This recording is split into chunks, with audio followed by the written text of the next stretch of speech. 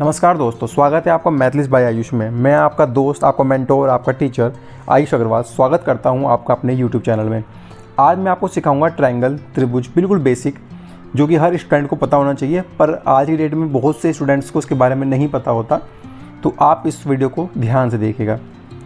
त्रिभुज यानी ट्रायंगल। त्रिभुज क्या होता है, तो परिभाषा जब मैं इसकी बताता हूँ तो क्या बताऊँगा कि तीन भुजाओं से घिरी बंद आकृति त्रिभुज कहलाती है।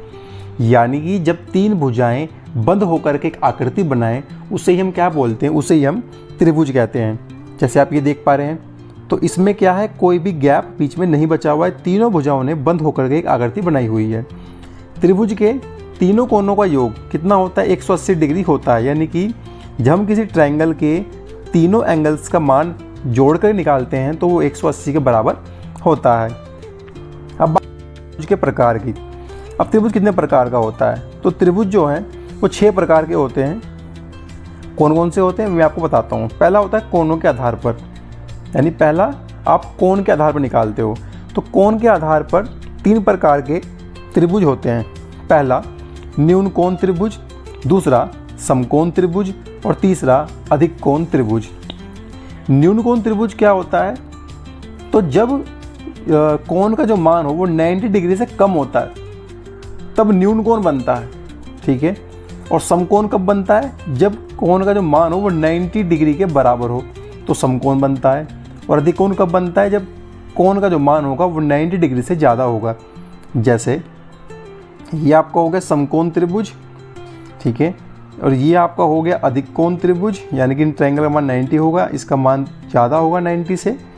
और जब आप इस तरह से बनाते हो तो उसे क्या बोलते हैं, न्यून कोण त्रिभुज, ठीक है।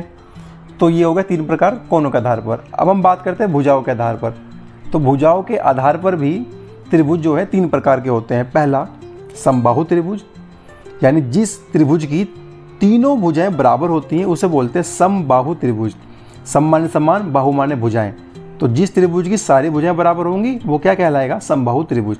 जैसे आप देख पा रहे हैं ये त्रिभुज ABC है, तीनों भुजाएं 2 सेंटीमीटर की हैं, तो ये तीनों भुजाएं बराबर, इसलिए क्या कहलाएगा, समबाहु त्रिभुज। अब हम बात करते हैं समद्विबाहु त्रिभुज की।